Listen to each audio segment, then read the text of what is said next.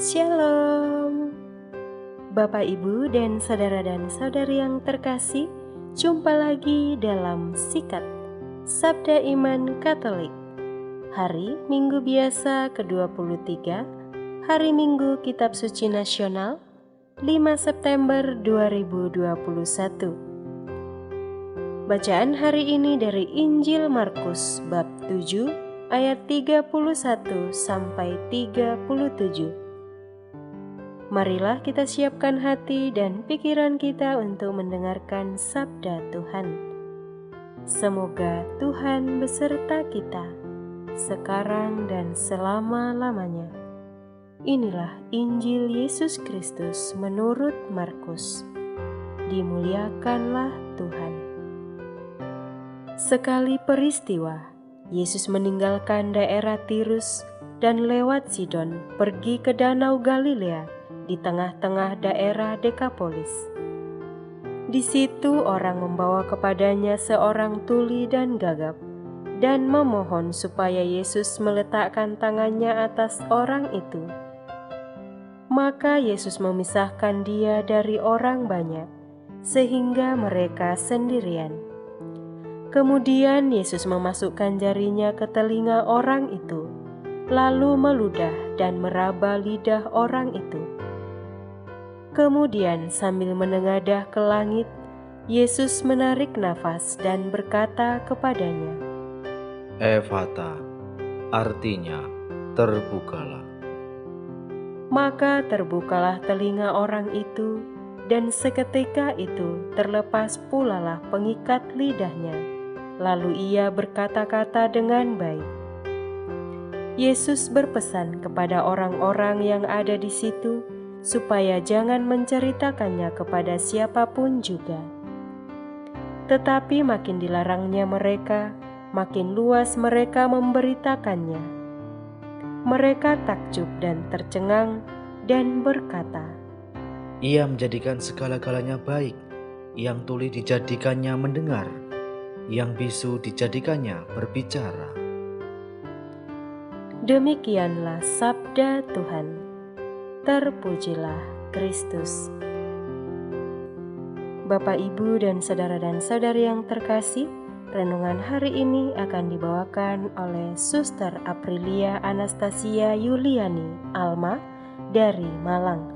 Selamat mendengarkan.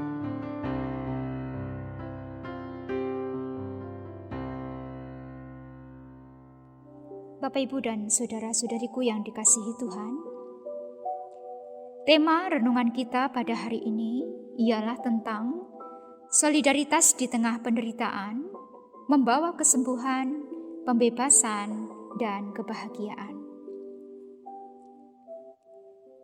Bapak, Ibu, dan saudaraku sekalian, dalam Injil hari ini diceritakan tentang Yesus yang berada di tengah-tengah orang yang belum mengenal Dia. Akan tetapi, Yesus diminta untuk menyembuhkan orang yang bisu dan tuli.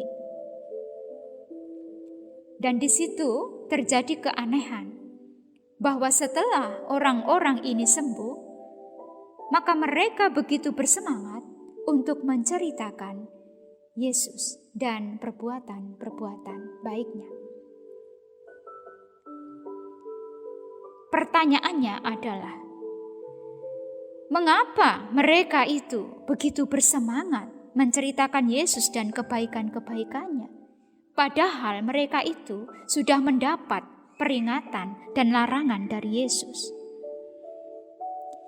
Para saudariku dan saudaraku yang dikasihi Tuhan, saya yakin bahwa semangat mereka untuk menceritakan kebaikan-kebaikan Yesus itu karena reaksi kebahagiaan yang mereka ingin ungkapkan kepada semua orang.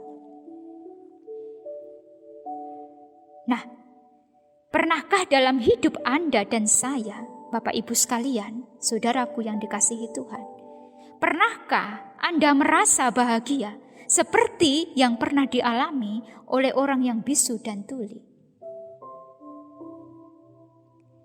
Apa yang saudara sekalian pernah lakukan untuk mewujudkan rasa bahagia itu?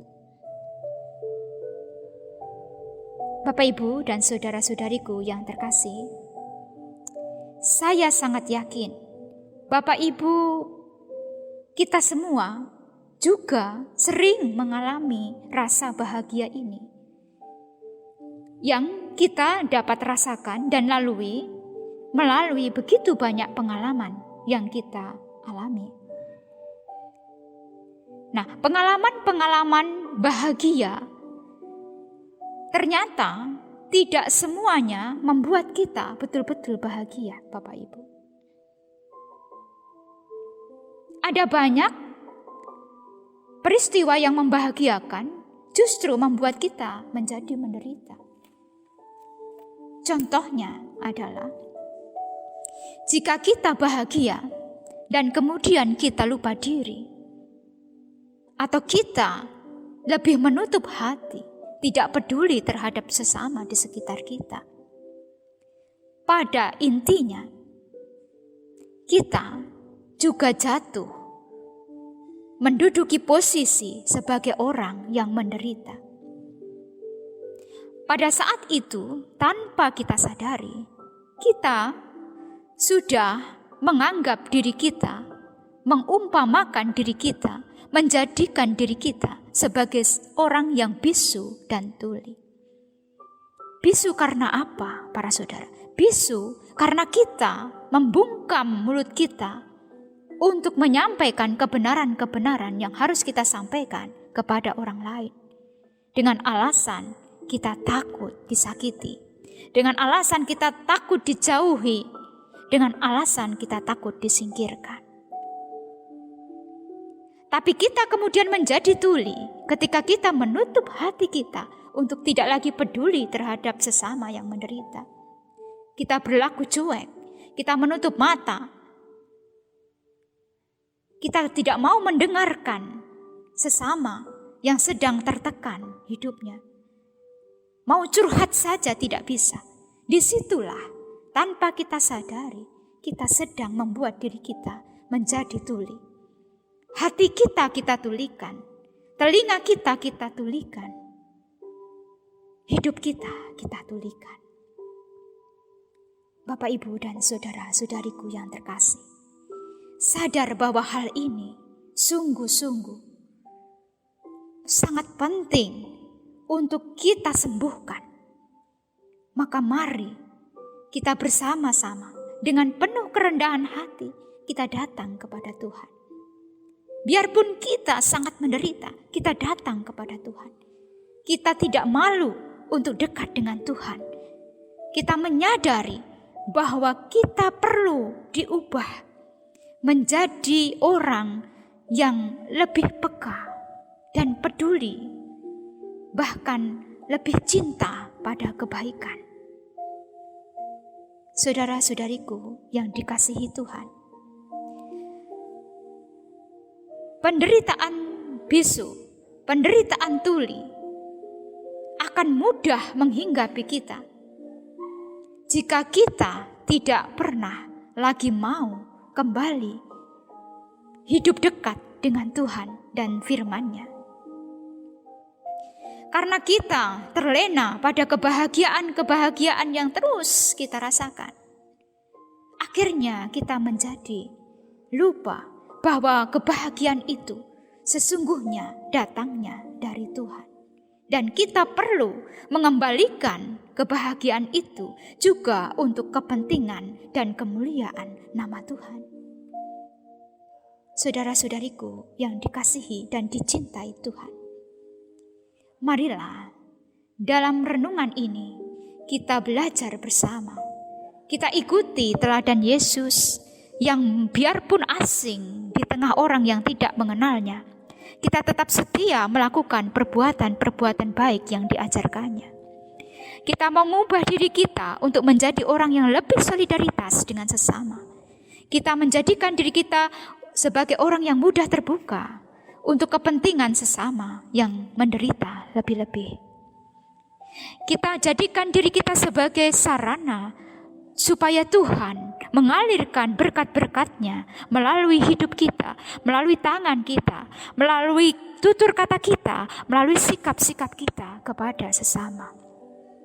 Disitulah saudara-saudariku yang dikasihi Tuhan, kita sungguh-sungguh dapat menjadi cahaya yang mampu kehadirannya menyinari dunia yang sedang menderita. Semoga kita semua dapat melakukannya. Oleh karena itu, mari kita menimba rahmat Tuhan. Dan semoga berkat Tuhan memberikan kita kekuatan, memberikan kita kelimpahan, agar kita dipakai oleh Dia, oleh Tuhan dalam seluruh perjalanan hidup kita. Tuhan memberkati kita semua.